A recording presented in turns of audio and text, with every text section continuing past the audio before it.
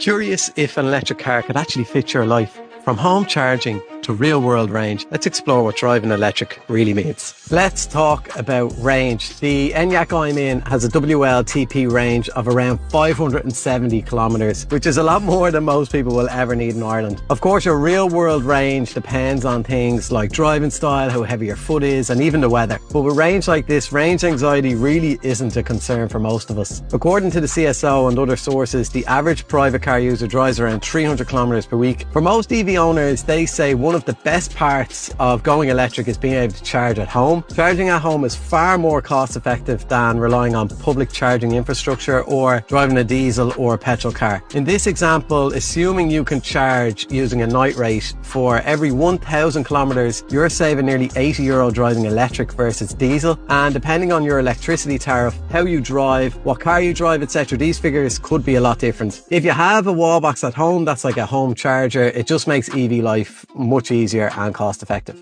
For me, driving now is all about comfort and quiet. I used to drive a 5.4 litre V8, so I've experienced both ends of the spectrum. But at this point in my life, especially with two young kids, I want to drive that's smooth, comfortable, and most importantly, quiet. Driving an EV gives you exactly that. There is very little cabin or outside noise. It's like driving a fancy library. Also, the boot in this Enyaq is enormous. It's 570 litres, which is perfect for families, and it's very practical, like all Skodas, and has lots of simply clever features, which I'll show you now. An ice scraper in the boot lid that doubles as a magnifying glass and tyre tread depth gauge. The famous Skoda built-in umbrella in the driver's door for those rainy Irish days. Retractable sunblinds in the back for the kids. A rear camera washer to keep your view clear. Shopping bag hooks in the boot. No more bottles of water rolling around the place. Hidden storage compartments in the centre console. A clever cup holder system for any size drink. Wireless smartphone charging. No more tangled cables.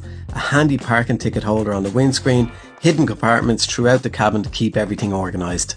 Now, about depreciation, a lot of you are worried about that. So according to data from Autotrader, EV depreciation within the first 12 months is higher than petrol or diesel cars in an electric car. But after this point, the rate of depreciation slows significantly, matching that of the petrol and diesel cars over time. And as EV demand is continuing to grow, so does their long-term value. If you've never driven an EV before, I really do suggest that you take a driving one. It's a really different kind of drive to petrol or diesel cars. They deliver instant power and acceleration from the moment you press the pedal. This makes merging onto roundabouts, think Walkinstown roundabout, or overtaking, really effortless and fun, but sometimes a bit too much fun as you very, very quickly get up to the speed limit no matter what road you're on. But all new cars now have lots of dings and warnings to make sure that you're driving safely. They also have a thing called regenerative braking, which takes a bit of getting used to at the start, but I personally really like it. It means a lot of the time you can drive only using one pedal, and it puts that energy back into the battery. This is also a feature that you can turn off if you don't like it. Now, I know not everyone has cash to buy a new car outright. I certainly don't. Every new car I've ever bought has been via PCP. I wish I had cash to buy outright, but I don't. At the time of this video, Skoda offers financing options like 1.9%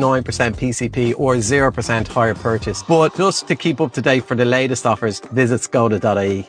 Okay, now I do know driving an EV isn't for everyone, and there is still very much a place for petrol and diesel, but Skoda do offer great options for all of those, whether it's diesel, petrol or electric. But I do think for most people who are living and driving in the city, as you can probably hear I just think driving electric can be a much better fit, especially if you have access to home charging. They're just such a really good drive, a different drive. And if you are ready to take that jump into an electric car, Skoda have this Enyaq and they have the all-new Elroq as well, which looks fantastic.